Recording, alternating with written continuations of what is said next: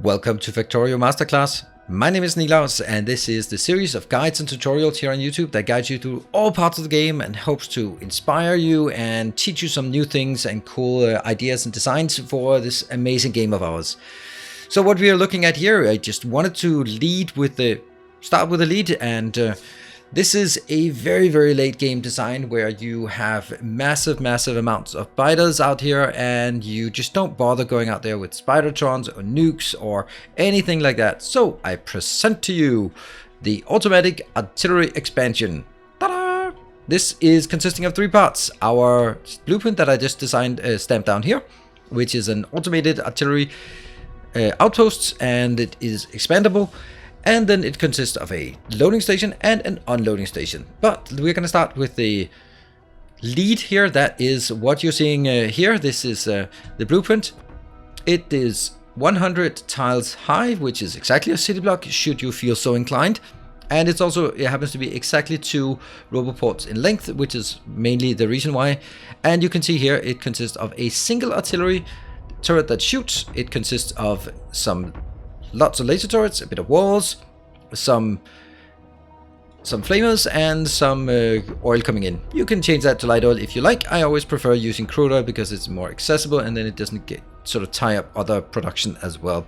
What this does is, if I enable the turret overlay, you can see that it starts shooting anything within range, and that will then trigger a lot of spider attacks. So it clears out anything within this range, and it's already getting there. One thing I should mention is that there is an upgrade for faster turret speed. That's not actually desirable for this case. You don't want it to shoot out and aggro all of it at once. You just want it to shoot and then aggro a bit. And then they'll come in trickling in, and if it comes in smaller waves, it's much better. The whole point of this design is that you don't need to deal with it. This is fully automated, as all things in Factorio should be. So it might burn through some resources. It might cause some repairs and stuff. But the idea is, you can spend your time building the mega base instead of just letting out a big sigh and then going, all right, I guess the next 2 hours are going to be spent on clearing spiders. No. You will simply just set this up, sit back, relax, and just enjoy the smell and sound of roasted spiders. There you go. And I would highly recommend turning down the alert volume, because you're going to go crazy from all the alerts that come in here. You can see here entities do get destroyed, but this is why I'm saying this is very late game. You don't care about it. The only thing is they don't get destroyed faster than you can rebuild supplies. This works. This is exactly what you don't want to have happen. Things come in from the sides, so the flamers can't help, and there's this line of the squishy side of it. But you can also see it will get there. The reason why this is not a problem generally, but only in the beginning, is that as you expand, you can see when we expand, it'll be expanding basically out here, and then another sort of curve down there. And that means majority of what is going to be triggered is coming from this crescent, and very little will come up from the sides, which will go attack from the side. But of course, because this is a tutorial, things will always happen exactly opposite of what I intended it. So this attack coming from here decided to go up here and then in instead of there and up. But that's just the way it is. But it'll just show you sort of can we withstand these attacks if they're coming in at the absolute worst angle possible? The answer is yes, but the answer is also we're going to lose a lot of stuff. So let's just have a look at it. You can see the turrets are just going here. And you can see repair. All the drones that are repairing the walls get wrecked immediately. And you can see we lost 28 robots. Don't care. That's just the way it is. It's only when they come in from the side that's going to be a real problem. But after a while, you can see this one has now reached an idle situation. And we are now ready to expand to the next sort of expand out. But you should wait. You should put it down, let it build, let it fire, and withstand the attacks. And only when all the attacks have subsided is the time for expand. So I would not recommend sitting here and watching it. But you can see we spent like 4 or 5 minutes since we put it down, and then it has sort of cleared out. It might take a few more minutes to make sure that everything comes out. So we'll be pushing it a bit here, and I will just show you how awesome it is. And it is needed to have a radar in here, and I can now, as we build it, I can now go through exactly what is in here. You need a radar because you want to be able to see the next area, so you can expand out here. It needs roboports. What I also have here is you have the buffer chest going stuff in here, But I also have a buffer chest hidden here, which is also hidden at this point. This has just a few of everything you need, so that if you lose a critical radar, it doesn't have to bring it all the way up from the end here, but it can actually just bring it from the nearest station. That helps a lot with the lead time, so that if something gets destroyed, then you don't have to wait 1 minute for the robots to come in with the replacement, but they will come in pretty damn quickly. And here we go. We can see now everything has been built. It is now safe, and we are now slowly getting the artillery shells in, and this one will activate. We are also here slowly getting the oil in, and that is now ready. So now it's ready to absorb the attacks, just cleaning up the last of the drones. And you can see here, and it starts shooting at what is now inside. You can see there's a little bit that's going to be on the side, but the majority is going to be on the side, obviously, because of just the way the biters nest have spawned. There are none here, but next one you can see that it's going to be predominantly down here. We'll have a few on the side here and a few on the side on the other side, but down here will be the major issue. So that is going to be how this actually works. And you can see here, it just tiles infinitely. You can build it out as far as you like. In this case, I would probably build it out here. I would build another one out here that goes out, and another one out here that goes out, and thereby I can clean out all of the materials I need. Some people would probably argue that you don't need this much, so you can just strip it down. You can, but I don't need to.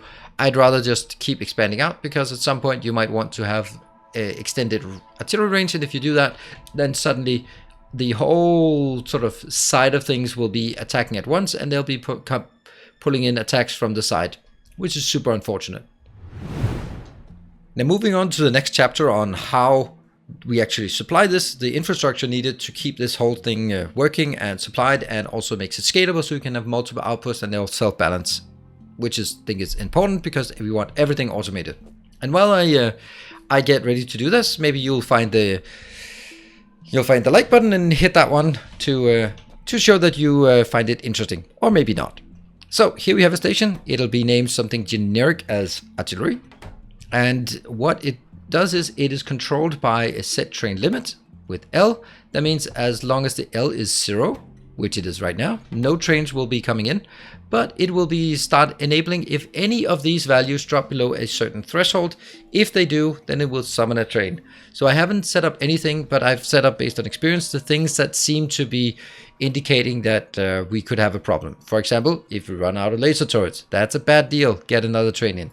Not running out, but having less than 100 here. I'm being a bit aggressive on these numbers. Repair packs, we're using a stupid amount of repair packs. Oil, yes, of course.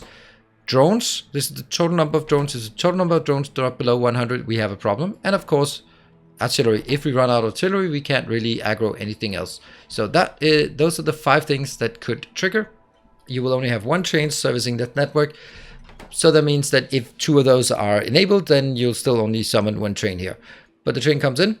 The train is going to be super simple. It only goes to one of these locations, and it stays here at this location unloading for 5 seconds until it's been inactive for 5 seconds, or at the maximum of 30 seconds. And that should be a pretty good pattern. The way I've been designing this part is, generally speaking, I am having a filter inserter taken from the train. And it is constrained by the logistics network, so I don't want to have too many of those in my logistics network here, my local logistics network. I do that for all of them. There are a few special cases, such as the repair packs, the construction drones, and the logistics drones. They go into a box, and then they go directly into the network. The network here, this one is comparing it to the maximum number of drones in the network. And so it's this one. This one will only just put 50 into this box, but it'll put 500 into here, if at all possible. There, this one is green and green. So when we get things in, interesting how that actually works. Yeah. But these are not conditions that I've put up here as conditions. It's just basically when it comes in, it'll drop off another 50 drones or so. It's pretty neat, and it'll be just fine. I certainly don't need 500 of these to keep it going. This is plenty already. So that is basically how the loading station works. We should try to enable it just so that we can see. Oh yeah, these lights just light up if one of these conditions are is true. And which one should I say? If I would say this one, I'll change this just so we can see that how it works. This one lights up. This one now has train limit 1. We can see the train is inbound, and we're just going to wait for the train to get here so we can see what happens. As the train is approaching, we are going to stamp down one more so that we can see how this works as we proceed here. We're going to just see this, and the train should be coming in shortly. We just want to make sure that we open up this part. And are we getting everything down here? Yes, we are. Everything is working fine. And that will trigger the next thing. And just let us hitch a ride and see what the train looks like when it comes in. You can see the train here. It's actually using artillery wagons. The artillery wagons are used instead of normal wagons because they can actually store 100. You can see how much is now being put in here. I'm just going to jump in. And what we have now is 500 logistics drones and 440 construction drones. We can only unload some of those, and it's probably because the location is full already. Yeah, it is. So you can't insert anymore. Here we now have the remainder of this build, and I'm going to wait for this part to stay here idle for 30 seconds, and then we will ride home. We'll hitch a ride on this home, and when it gets home, we can take a look at it. This has now started. What I'm reiterating it because it's the most important part is at no point have I spent any attention on this one. On this set, I have not supported it in its defense. I've not built it. I've not done anything. All I need to do is stamp down the unloading station and then gradually expand further out. And you can see here now that you can start seeing it's very, very little that gets aggroed from the side, but it's going to be predominantly in this arc, which is the arc that is most protected. Things coming in from the side or the front will be hit by lots of flamers and lasers, and that's what really protects it from attacks. And you can see how much it's just aggroing here. Here you can also see that this will barely keep up on the inbound here because I don't have a fast shooting speed. So you can see things are slowly catching up. That's the first one coming in. And I'll be back at the station. We are almost back at the station, and that enables the third chapter of this one, and that's going to be the loading station. Of course, as always, all of these blueprints are available, and they will be a link in the description below to these blueprints so you can grab them yourself and implement it in your megabase. Here you see, this is very simple. The key part about it is I'm just going to switch you to manual so you don't go anywhere. All of these are filtered. That's why I included the train in the blueprint so you can see how the filters work, and you don't have to build your own filters. If you don't have filters, it'll just give you a huge mess. This one, if we look at it, and I'll just enable it back here on that one. This one will be, if I go here, you can see, oh, okay, it is going down. That's really interesting. Let's have a look at why it is coming down here. Artillery. It has simply shot too many artillery shells. It's also set to 200 instead of 100. Let's have a look at a big attack as we can see how the end of this is. Now, while we watch biters burn, because we love the smell of burning biters in the morning, then let me mention that I also have a Patreon for the people who like the content and feel like you want to support the work I do here on the channel in general. Then there is a link in the Patreon below to help support at whatever you want, but of course there is no obligation, and I just really appreciate all the people who are supporting the channel. So we can see that this is a really, really stable and steady build here. They are coming in. The evolution, in case we are wondering, evolution is 99%, so it's not like we are cheating in any way about how evolution it is, whether it's 99.47 or 99.9, it doesn't really matter. It's just a lot of green biters coming in, and it doesn't matter how many green biters are coming in, they will all be roasted and lasered in here. And you can see here it has just smoothly carved out another area. Now it's just clearing out this space, and we can then, once that's done, we can go into the next area. Remember, this is not something you're supposed to be babysitting. If you have several locations, you stamp them down, and then you do something else, and maybe 20 minutes later you come back and stamp down another one, or half an hour later, and then eventually you will have like a big area out. This is, for example, in this case, I want to push out and conquer this area. So 3 of these lines out here, and then clean it up with the spider-trons at the end.